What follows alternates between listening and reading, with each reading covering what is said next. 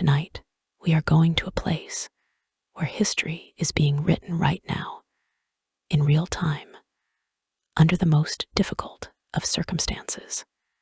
This is a quiet, sober reflection on the daily life of women surviving in Gaza.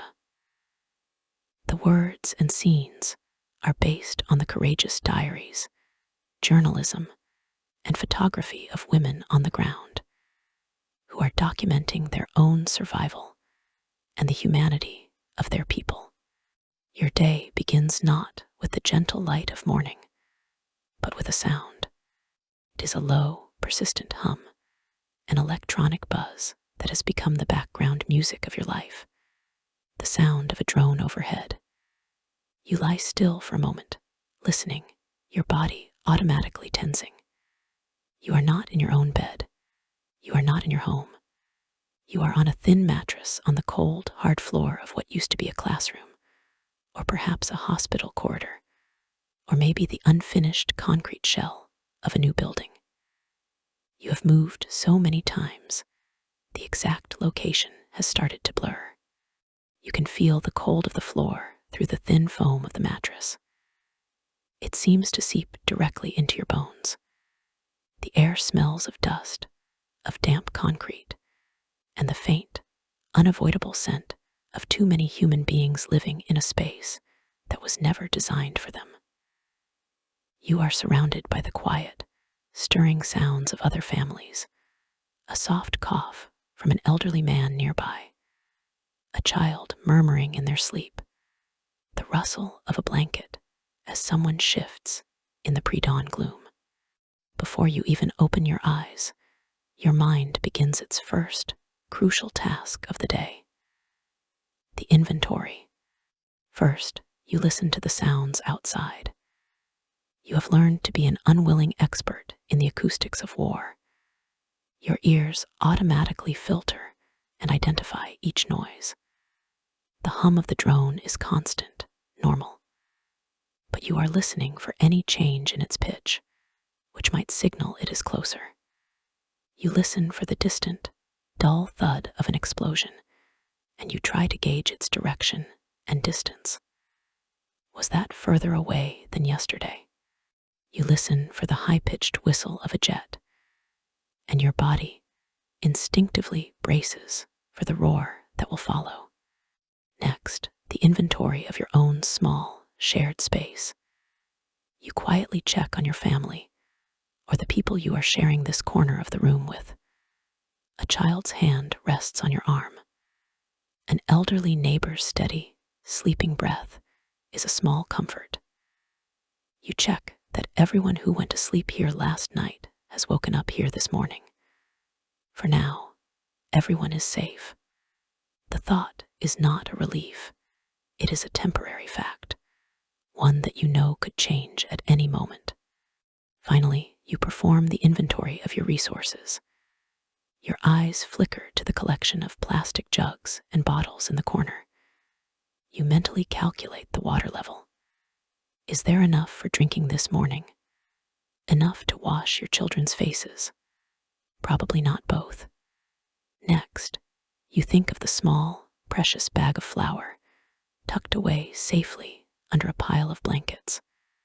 Will it be enough for today's bread? How many people must it feed? And then, your most vital tool, your phone. You press the side button, and the screen glows with a number that sends a familiar jolt of anxiety through you. 17%. The number is a lifeline that is slowly, steadily draining away. It represents your connection to the outside world, your ability to get news, to message loved ones, to prove that you are still here. This is your new normalcy, the quiet, anxious calculus of the present moment. It is a life stripped down to the barest of essentials: sound, safety, water, power. Now you have to think about what comes next, what you have to watch out for. The first rule of this new life is to never grow numb to the sounds.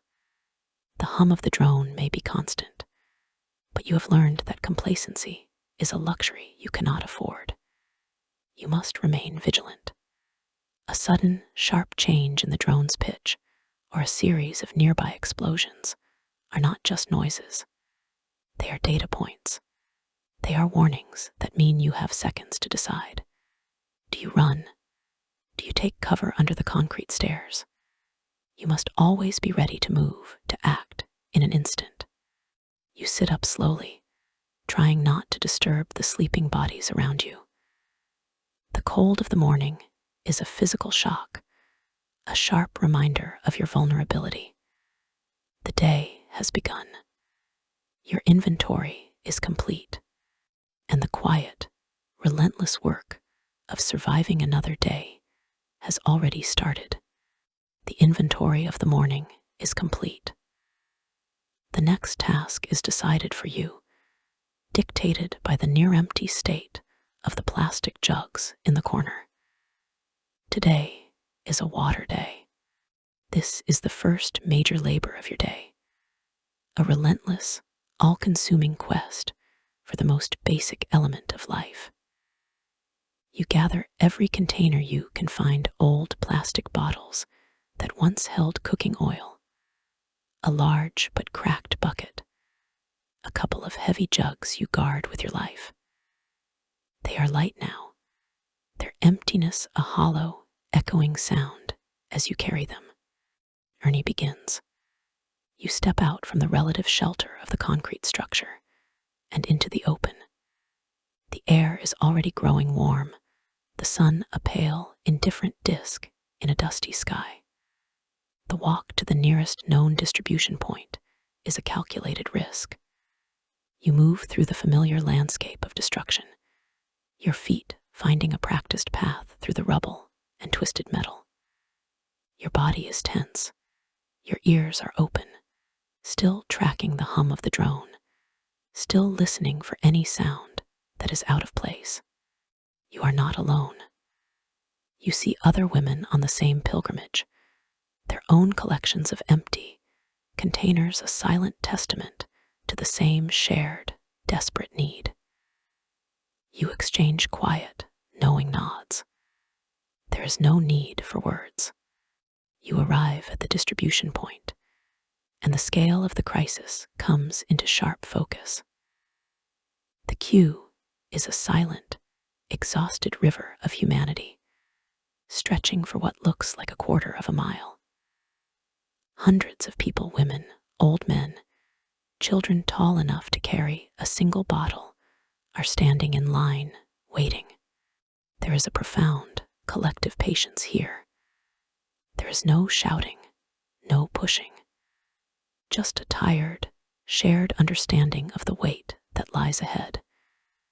You find your place in the line, set down your heavy jugs, and you begin the long vigil. Time stretches and dissolves under the heat of the sun. An hour passes, then two. You shift your weight from foot to foot. You watch the sky. You listen to the quiet, tired conversations of the women around you, a rumor about an aid truck, a shared piece of news about a neighboring district, a story about a family who has managed to find a safer place to shelter. This queue is now your community, a temporary village forged in shared hardship. Finally, after hours of waiting, you near the front. You can hear it before you see it, the sound of water splashing into a container, the most beautiful sound in the world. When it is your turn, you hand your jugs to a volunteer who fills them from a large tank. The water is not clear. It has a cloudy, brackish quality that you have learned to accept. Now comes the second part of the ordeal, the journey back. The jugs are heavy now, a punishing, life-giving weight. You feel the plastic handles dig into the flesh of your palms. Your arms ache, your shoulders burn with the effort of carrying what amounts to your family's survival for the next day, or maybe two, if you are careful. With every step, the water sloshes inside the containers, a precious, liquid sound that is a counterpoint to the ache in your body. You walk slowly, carefully, your focus narrowed to the single, all-important task of getting this water back without spilling a single drop. And this is what you have to watch out for. The first and most obvious danger is the crowd itself. Large gatherings for aid have become known targets. So even as you wait, you are never truly at rest. You are always listening, always ready to scatter, to abandon your precious place in line if the hum of the drone changes, if a sound is too close. The second danger is the water itself. You look at the cloudy liquid in your jug. You know it is not clean. You know it carries the risk of disease, of cholera, of dysentery. But the alternative is dehydration, which is a faster, more certain death. So, you make the choice you must make every single day. You choose the risk of sickness over the certainty of thirst. Finally, the greatest challenge is rationing. Back in the shelter, the water you have carried for miles becomes the most precious currency in your household. Every drop is measured, accounted for. A small cup for drinking, a smaller cup for washing a child's face, just enough to mix with the flour for bread. You pour the water with the care of a jeweler handling diamonds, because in this new life, that is what it is. Each drop, earned with hours of waiting and carried with the full weight of your own aching body, is a jewel. And you must make it last. The water has been secured. It sits in the corner, a collection of mismatched jugs, the most precious treasure in your temporary home. But the day's labor is far from over. The second ritual of survival is about to begin, the making of bread. Flour, if you are lucky enough to have it, is a currency more valuable than gold. It may have come from a recent aid distribution, or from the UNRWA rations that are becoming harder and harder to find. You have a small, precious bag of it, and your task now is to transform this white dust into the substance that will keep your family alive. This is not the comforting domestic chore you remember from your old life, in your own kitchen, with its clean countertops and reliable oven. This is a primal act of creation, performed in the open, amidst the dust and the ruins. Your first task is to find fuel for the fire. Wood is scarce, a resource that has been stripped from the landscape by a million desperate hands. You scavenge for anything that will burn, the splintered remains of a door frame, a piece of a broken chair, the dry, twisted branches of a dead olive tree. Each piece of wood is a small, hard-won victory. You build the fire in a makeshift hearth, a small circle of bricks or rocks on a patch of cleared ground. The smoke stings your eyes and catches in the back of your throat, a constant, acrid irritation. There is no chimney here, no ventilation. You simply endure it. Next, the dough. You have no clean bowl, no polished surface. You find a flat, salvaged piece of tile or a large, unbroken plate, and you wipe it clean with a precious corner of a damp rag. You pour a small mound of flour onto it, your movements careful and precise. You are rationing with your eyes, with the feel of the weight in your hands.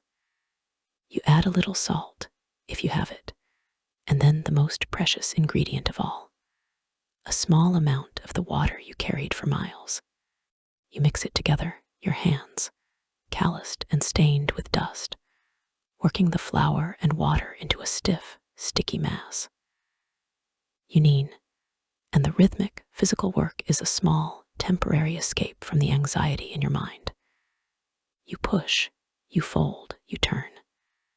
It is a familiar ancestral motion, a dance of creation that women in your family have performed for 1,000 years. But never like this. Never with the hum of a drone overhead.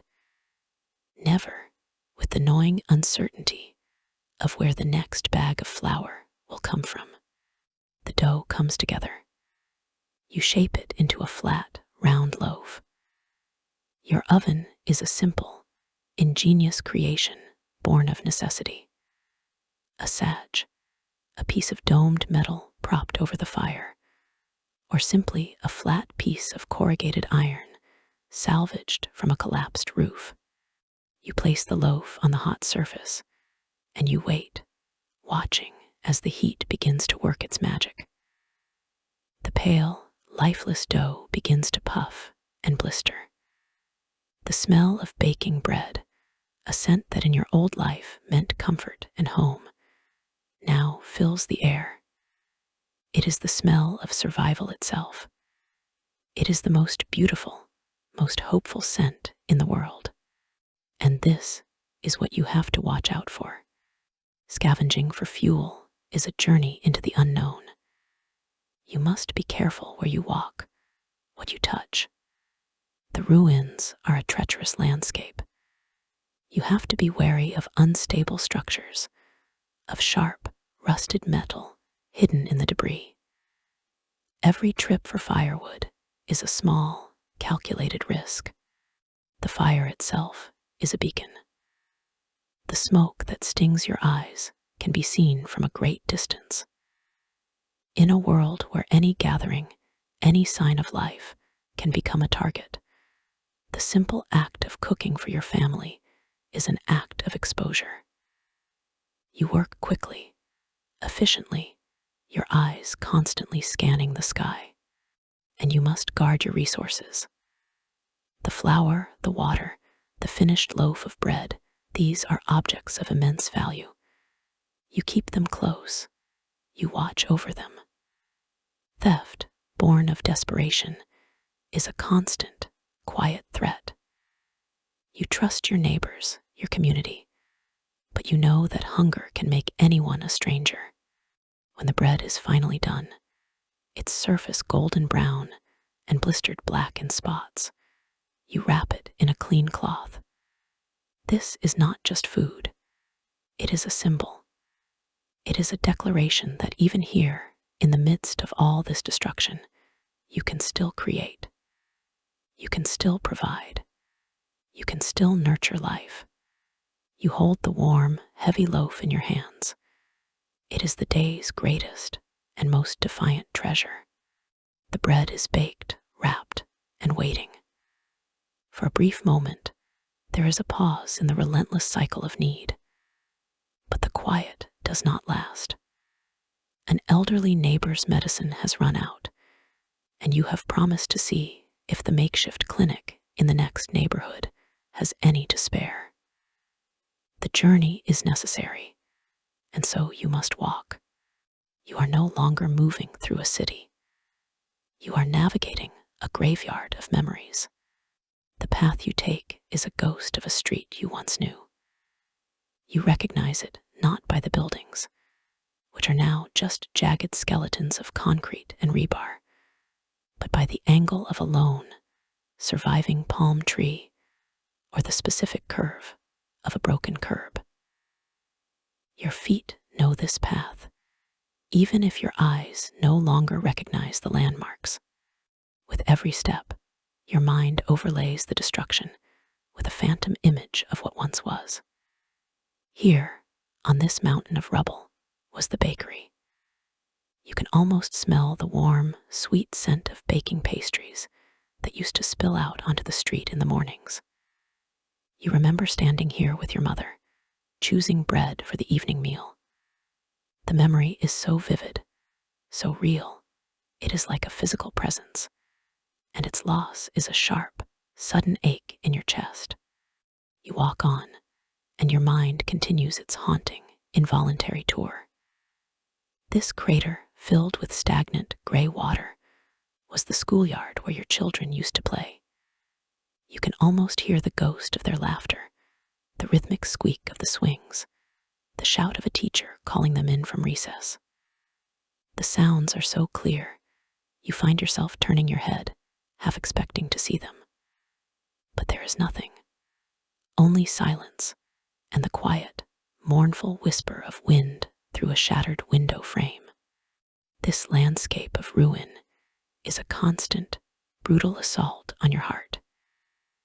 It is not just the loss of homes and buildings. It is the erasure of 1,000 small, ordinary moments that made up a life. Here was the shop where you bought fabric for your daughter's dress. There was the corner where you used to meet your friend for coffee. This heap of twisted metal was a car, the same model as your brother's. Every object, every piece of debris is a potential trigger, a landmine of memory that can explode without warning, flooding you with a grief so profound it makes it hard to breathe. And as you walk, you have to watch out for the dangers of the present, which are just as real as the ghosts of the past. The first, most immediate danger is the ground beneath your feet. It is a treacherous, unpredictable terrain. You must watch for loose, crumbling concrete that could shift and send you falling. You must avoid the jagged spears of rebar that stick out from the rubble like iron thorns.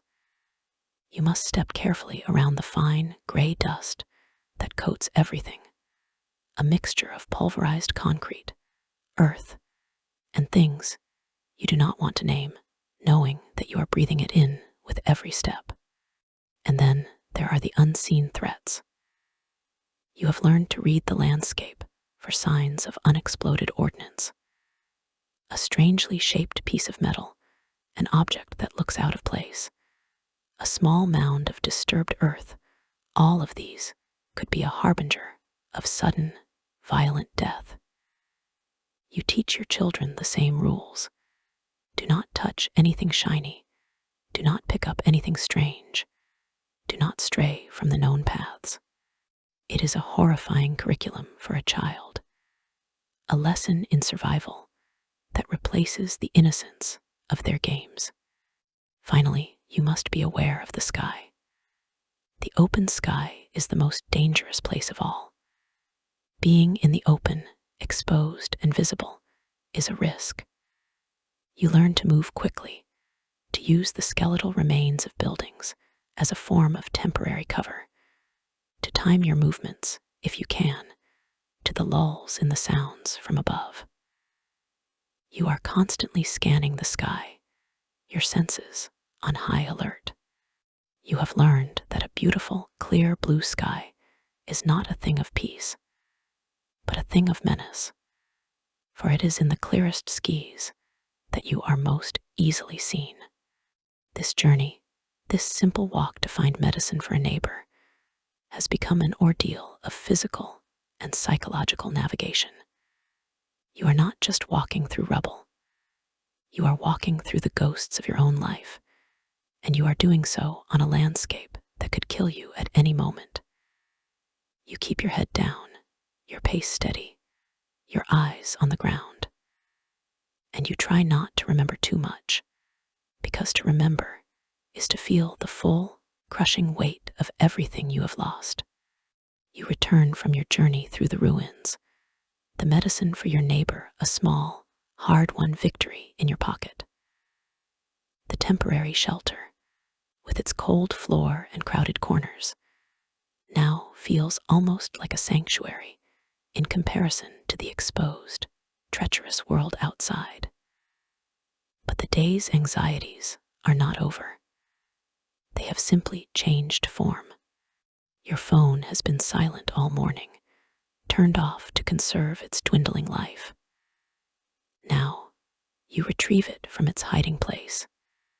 You press the side button, and the screen flickers to life, displaying the number you already know by heart. 17%.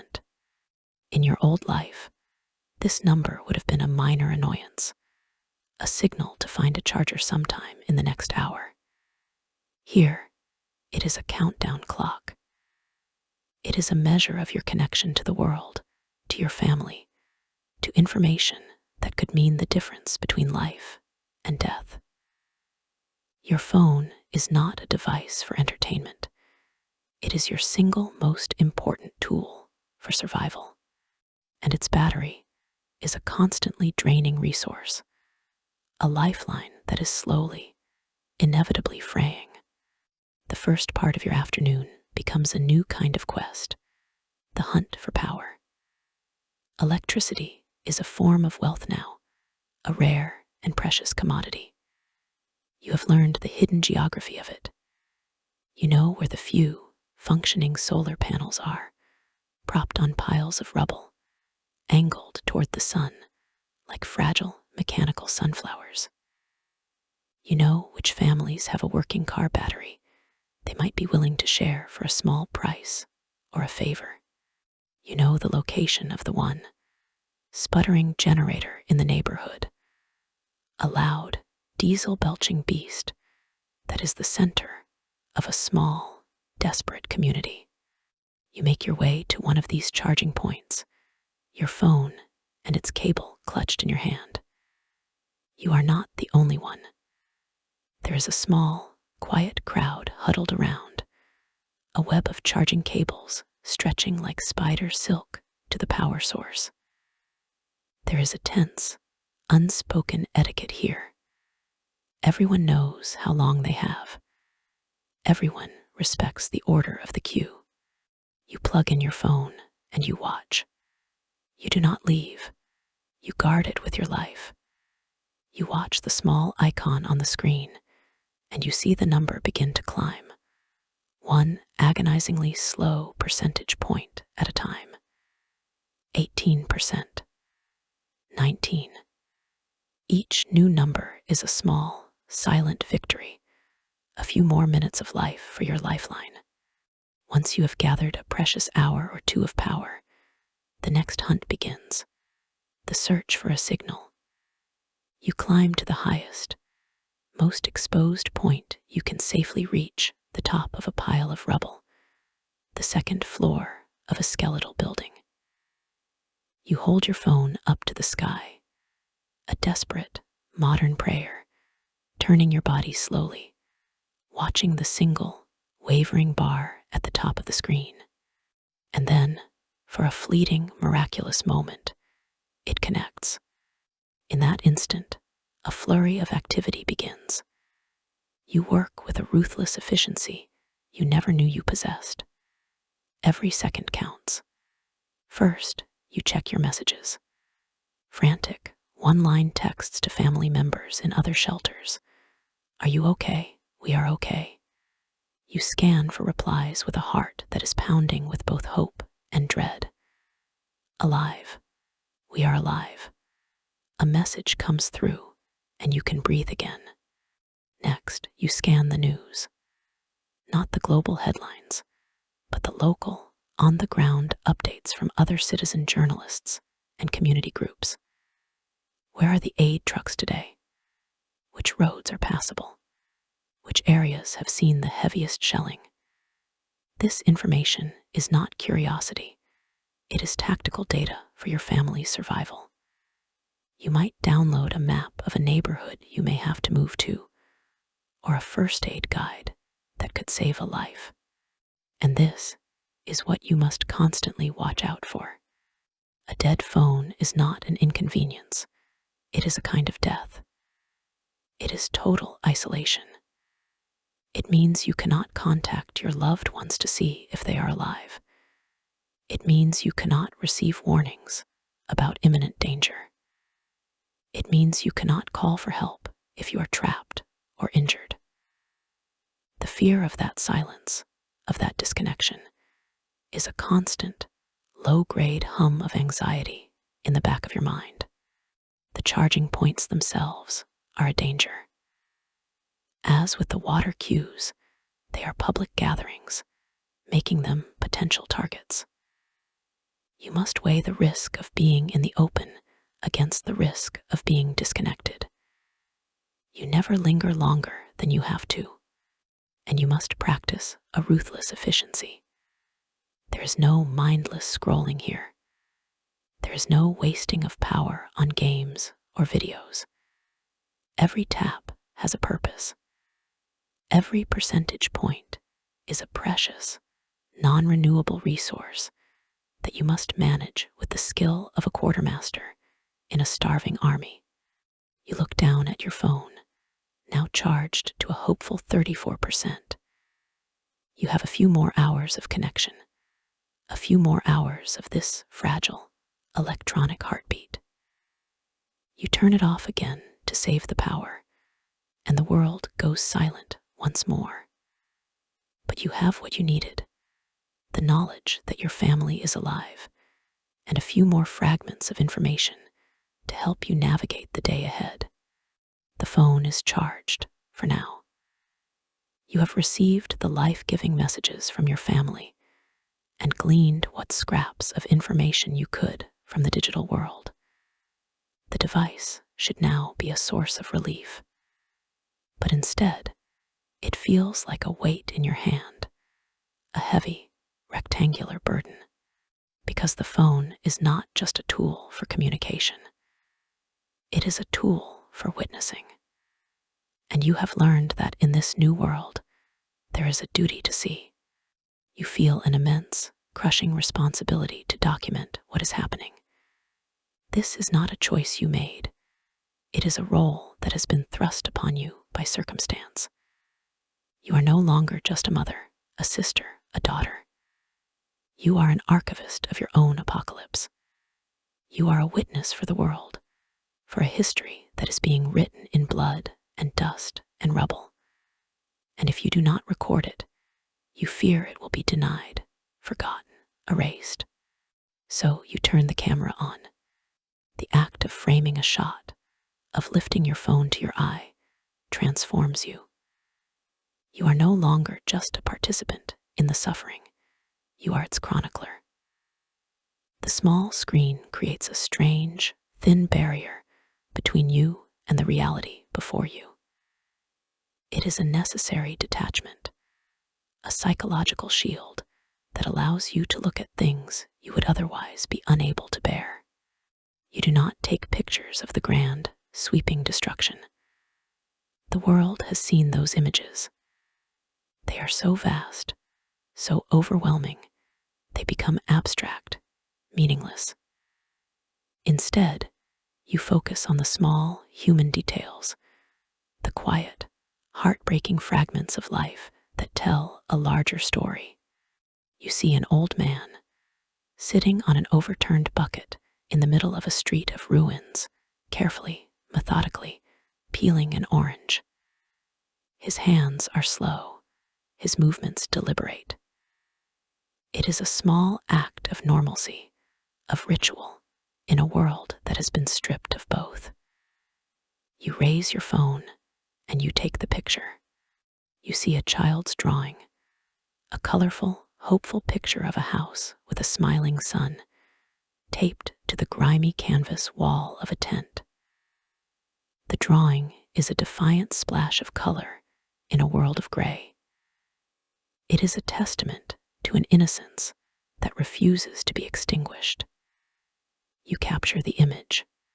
You see a group of women gathered around a small fire, their faces illuminated by the flames, sharing a joke. For a single, fleeting moment, a ripple of genuine laughter passes between them.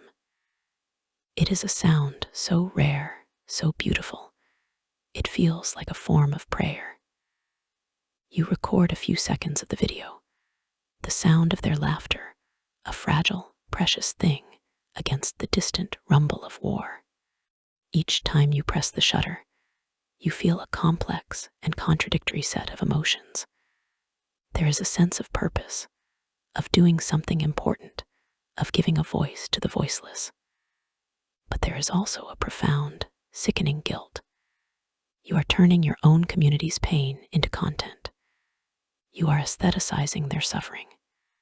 You are standing at a slight, necessary remove, an observer in a world where you are also a victim.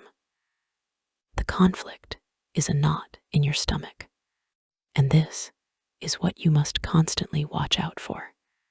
The greatest danger of this duty is the psychological toll. The act of constantly looking, of framing, of documenting the trauma around you is itself a form of trauma. You must fight to see the humanity, not just the horror. You must force yourself to capture the moments of resilience, of grace, of life, to balance the overwhelming evidence of death. You must also guard against becoming numb. It is a defense mechanism, this detachment, but it is a dangerous one. To become truly numb is to lose a part of your own humanity, to let the horror win. So, you force yourself to feel. You allow the grief to wash over you in quiet moments. You let yourself cry. It is a necessary release, a way of staying human in a world that is systematically trying to dehumanize you. And finally, you must protect the truth. In a world of propaganda and misinformation, your small, shaky phone is a weapon. The images you capture are evidence. They are a counter-narrative, but to share them is a risk. It means finding a signal, uploading a file, using up precious battery life, and potentially marking yourself as a target. The act of telling the truth is one of the most dangerous and most necessary things you can do. You look down at the images you have captured today. The old man with his orange, the child's drawing, the women's laughter. These are not just pictures. They are testaments. They are a declaration to the world and to yourself that even in the heart of all this destruction, life, in its most stubborn, beautiful, and heartbreaking forms, persists. They are your duty, and they are your burden. The small, defiant moments of life you captured with your phone are a fragile shield against the day's next, looming crisis. Your child has a fever. It started in the morning as a slight warmth, a listlessness you tried to dismiss as simple fatigue. But now, as the afternoon wears on, his skin is burning to the touch. He is restless, crying with a weak, fretful sound that pierces your heart. His small body is trembling. In your old life, a fever was a straightforward problem. A visit to the local clinic, a prescription from the doctor, a trip to the pharmacy. The path was clear, the solution readily available. Here, a fever is a terrifying, unknown enemy, and you are entirely on your own. The hospitals, are overwhelmed, if they are still standing at all. They are places of mass casualty, with no room, no resources, for a child with a common fever. The local pharmacies, the ones that haven't been reduced to rubble, were looted of their supplies weeks ago. Modern medicine, with its certainties and solutions, has become a memory, a ghost from a past life. The search for a remedy becomes a desperate, frantic quest. You leave your sick child in the care of an elderly neighbor, a woman whose own face is a mask of weary empathy, and you set out into the ruins once more. This is a different kind of journey. It is not for water, not for food. It is for a rumor. It is for a whisper of hope. You have heard that a makeshift clinic has been set up in what used to be a community center, 2 neighborhoods away. Someone said they had a small supply of paracetamol, of antibiotics. The walk is a blur of anxiety. Every minute you are away from your child feels like a betrayal. You move faster than you did this morning, your fear a sharp, driving force. The landscape of destruction, which was a source of quiet grief before, is now an obstacle course, a series of frustrating delays. You arrive at the location of the rumored clinic to find a scene of quiet, desperate hope. A long line of people, mothers with sick children, old men with rattling coughs, young men with infected wounds, are waiting outside a partially collapsed building. A doctor, his face gray with exhaustion, is trying to see them all. You wait. You listen to the stories around you, a litany of human suffering. A woman's husband has shrapnel in his leg, and it has become infected. Another's baby has been suffering from diarrhea for 3 days and is growing weaker by the hour. Every story is a variation on the same theme, a simple problem made life-threatening by the collapse of a system. When it is finally your turn, the doctor looks at you with tired, compassionate eyes. A fever, he asks, his voice a low rasp. How old is your child? You describe the symptoms, your voice trembling with the effort of holding your panic at bay. He listens, nods. He disappears into a dark back room and returns with a small, folded piece of paper containing a few precious pills. Paracetamol, he says. It is all I have. Give him half a pill every 6 hours with water. Keep him cool. And pray. You take the small packet, your hand closing around it as if it were the most valuable jewel in the world. And pray. This is the final, essential part of every prescription now. The journey back is a race against time. You hold the small packet of pills in your clenched fist, a fragile, miraculous hope. But even with this small victory, you know you are fighting a battle with primitive weapons. And this is what you have to watch out for. The greatest danger is the unknown. You do not know the cause of the fever. Is it a simple virus? Or is it something more sinister, a waterborne disease from the contaminated supply? Without diagnostic tools, without a functioning laboratory, every illness is a mystery. The treatment is a blind guess. You must rely on a different kind of medicine now, the medicine of your grandmothers. You search for herbs that are said to cool the body.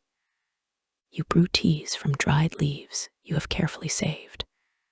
You place cool, damp cloths on your child's forehead. You fall back on an ancient, collective wisdom, a knowledge born not of science, but of generations of women caring for their families with nothing but what the earth provided. And you have to watch out for false hope. The few pills from the doctor are not a cure. They are a temporary truce. They may bring the fever down for a few hours, but if the underlying infection is serious, they will not be enough. You must be prepared for the possibility that this is a fight you cannot win. It is a thought so unbearable you try to push it away, but it lingers, a cold shadow at the edge of your mind. You return to the shelter and rush to your son's side. His fever is higher now. You crush half a pill between 2 spoons, mix it with a precious few drops of water, and gently, carefully, get him to swallow it. And then you wait. You sit by his side in the dim, crowded room, your hand on his hot skin, and you wait. You wait, and you listen to the sound of his breathing, and you pray. You have done all you can. The rest is in the hands of fate, of God, of whatever small, fragile luck is left in this broken world. The medicine has been administered. The waiting has begun. You sit in the dim, quiet corner of the shelter, your hand resting on your child's forehead, feeling for any subtle change in temperature. The anxiety is a physical thing, a tight knot in your chest, that makes it hard to breathe. The world has shrunk to the size of this small, feverish body, and the sound of his shallow breathing is the only sound that matters. But the world outside your small circle of fear continues, and slowly, gently, it begins to pull you back. An old woman, a neighbor you have known your whole life, shuffles over to you. She doesn't speak. She simply places a cup of warm, fragrant tea into your hands. It is brewed with dried mint she has carefully saved, and she has put a tiny spoonful of her own precious sugar into it. It is an offering of profound, unspoken empathy. You take a sip, and the warmth of the tea spreads through you, a small, soothing wave against the cold shore of your anxiety. It is more than just a drink. It is a gesture that says, I see you. I am with you. It is a small act of life. Later, as evening begins to settle, the loaf of bread you baked this morning becomes the center of another ritual. You break it into pieces, and you share it with the families huddled in your section of the shelter. There is not enough. There is never enough. Each person receives only a small, palm-sized portion. But as you eat together, in the fading light, something shifts. The crushing isolation of individual survival begins to dissolve, replaced by a sense of shared community. Someone has managed to find a few tomatoes, and they are passed around, sliced and shared. A man tells a joke, a dark, self-deprecating piece of humor about the absurdity of your situation, and a ripple of real, genuine laughter passes through the small group. It is a fragile sound, but it is a sound of defiance. It is a declaration that even here, there is still room for joy. These small, mundane acts, the sharing of food, the telling of a joke, the offering of a cup of tea, have become the most important acts of your day. They are the tools you use to fight the most insidious danger of all. And this is what you must constantly watch out for. Despair. It is an enemy more dangerous than the bombs, more relentless than the hunger. It is a quiet poison that can seep into your soul and extinguish the will to go on. You have seen it in the eyes of others, a hollow, vacant look that says they have given up. You have felt its cold touch in your own heart during the darkest hours of the night. So you learn to fight it. You learn that hope is not a feeling that you wait for. It is a practice.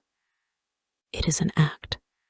It is a choice you must actively make every hour of every day for yourself and for those around you. You fight despair by creating routine in the middle of chaos. You sweep the small patch of concrete floor that is your family's territory. You fold the blankets with a careful, deliberate precision. These small acts of order are a way of saying that you have not surrendered to the chaos, that you still have control over this small corner of your world. You fight despair by showing kindness when you yourself are empty.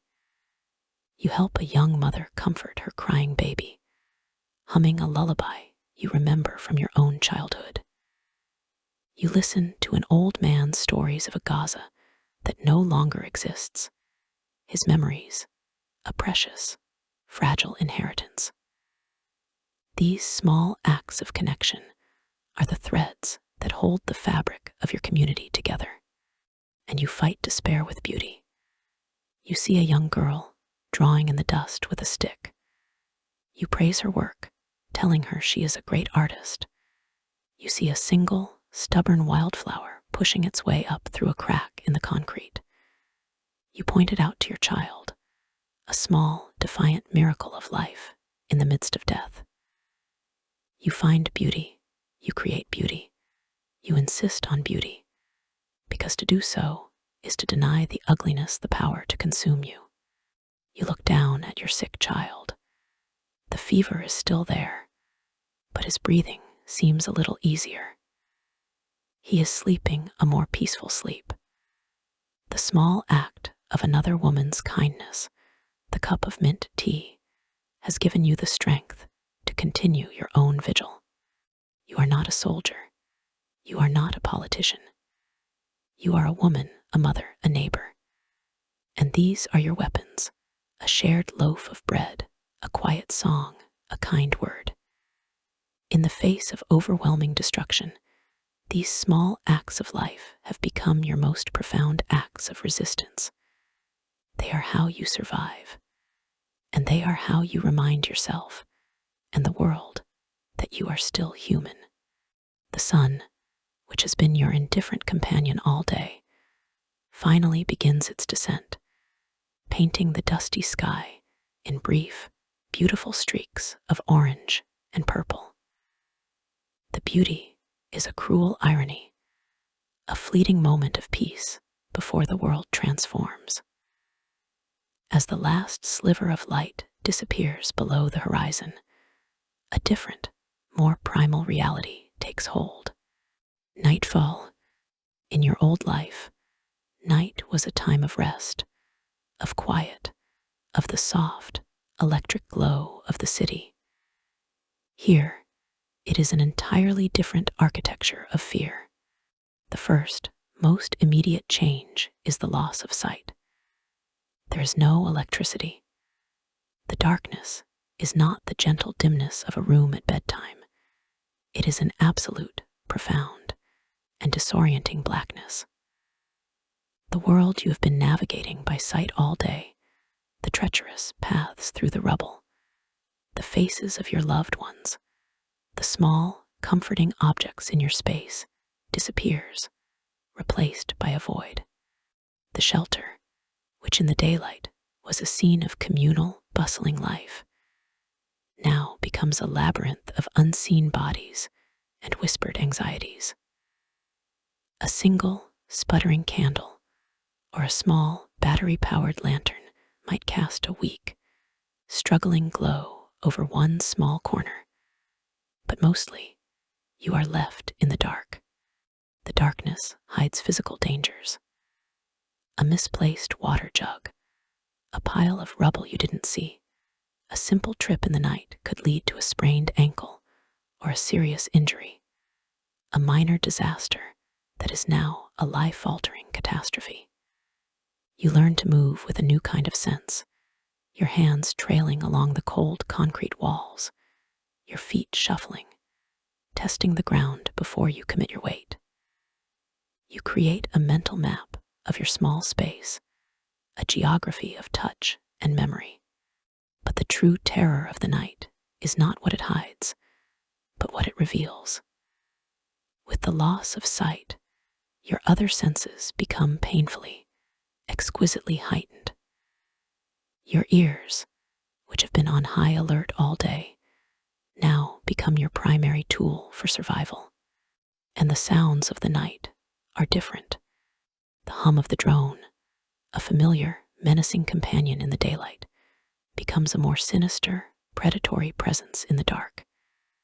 You can track its movement overhead, its pitch changing as it circles, a constant, electronic predator in the sky above you. Every sound from outside is magnified, distorted by the darkness. A dog barking in the distance sounds closer, more frantic. A piece of metal shifting in the wind as it clings to the skeletal frame of a nearby building sounds like a footstep. And then there are the other sounds. The low, guttural rumble of a distant explosion, a sound you can feel as much as hear. A deep, percussive vibration that travels through the concrete floor and up into your body. The sharp, terrifying crack of something closer, followed by a moment of ringing silence as everyone in the shelter holds their breath, collectively waiting to see if more will follow. Second change is the cold.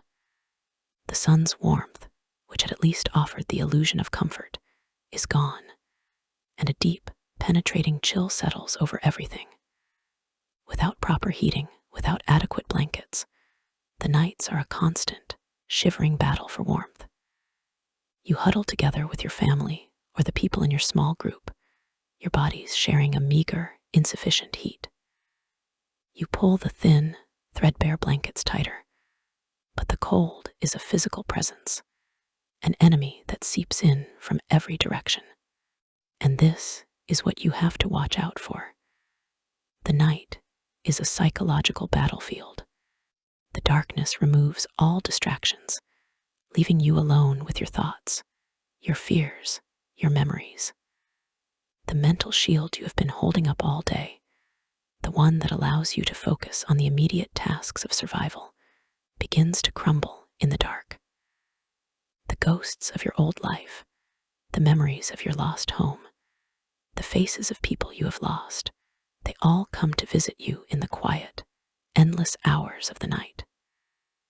The grief, which you have been holding at bay, can become overwhelming in the dark. The sounds of the night require a new kind of vigilance. You must learn to distinguish between the sounds that are a part of the new normal, the drones, the distant thuds, and the sounds that signal an immediate, imminent danger. Your body learns a new language of fear, a physical response to acoustic triggers. Your adrenaline is a constant, low-grade current running just beneath the surface, ready to surge at any moment. And you must watch out for the fragility of your small, makeshift community.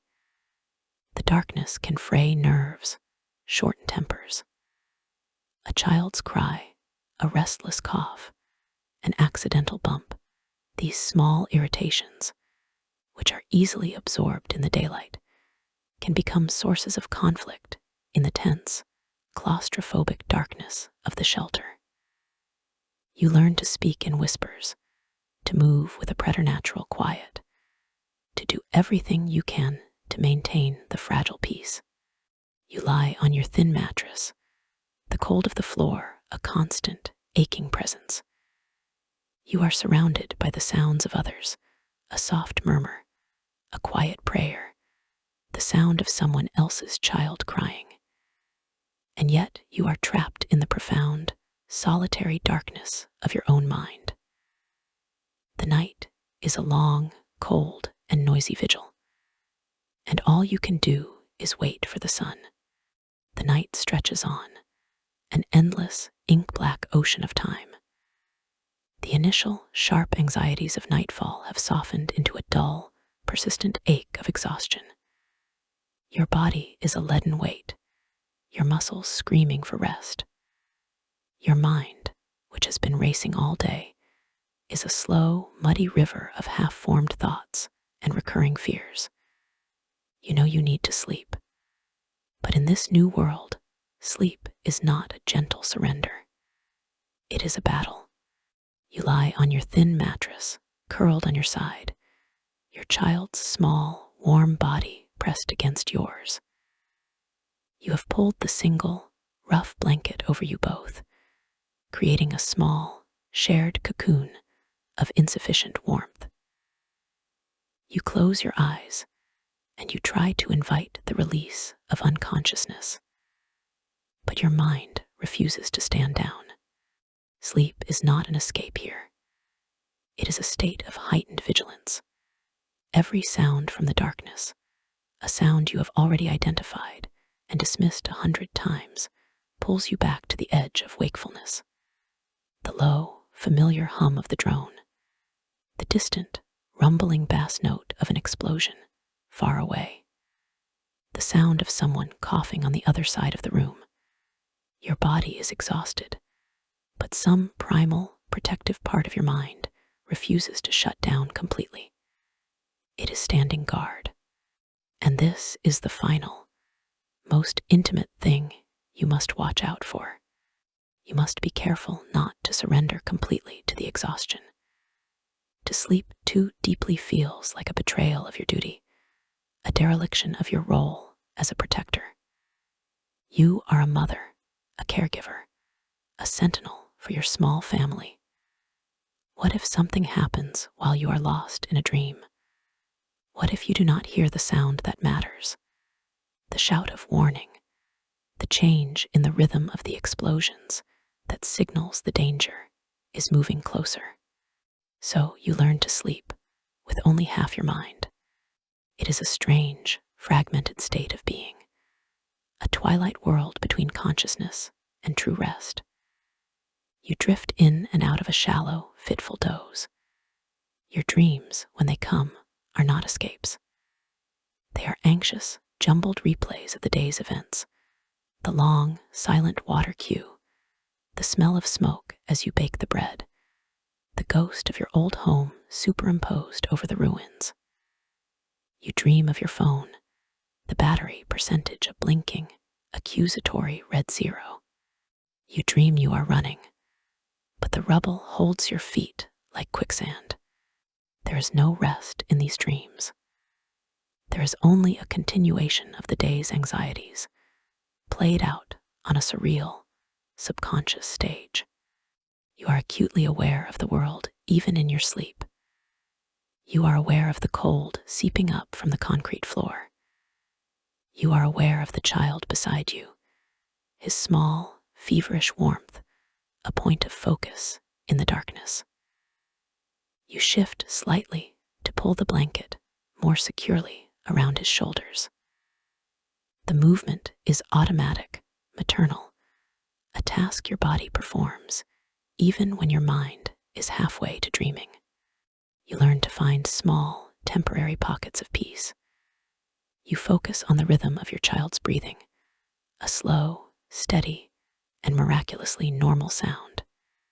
In, out, in, out. It is the most beautiful sound in the world.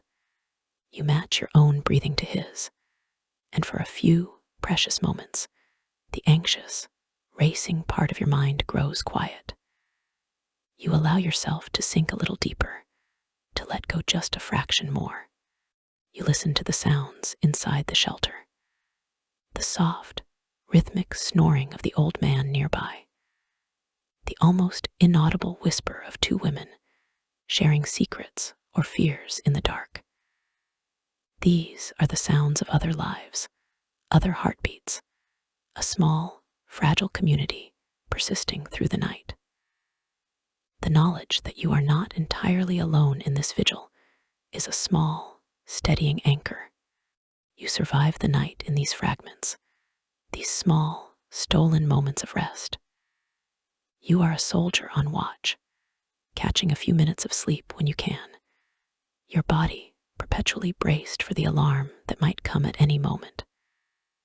This is not the kind of sleep that restores or renews. It is the kind of sleep that merely allows you to endure, to gather just enough strength to face the morning, when the entire, exhausting cycle will begin all over again. Hours pass. The darkness outside begins to soften, to lose its absolute, inky quality, slowly transforming into the deep, bruised purple of the pre-dawn. A new sound emerges from the city, the first, faint call to prayer, the Fajr, echoing from a distant, unseen minaret. It is a sound of faith, of resilience, of another day beginning. You have made it. You have survived another night. Your body is still exhausted. Your mind is still foggy. But you have won the battle for rest, however incomplete the victory may be. You lie still for a few moments more, listening to the world begin to stir. It is a quiet, somber victory, a private prayer answered in the slow, gray arrival of the dawn.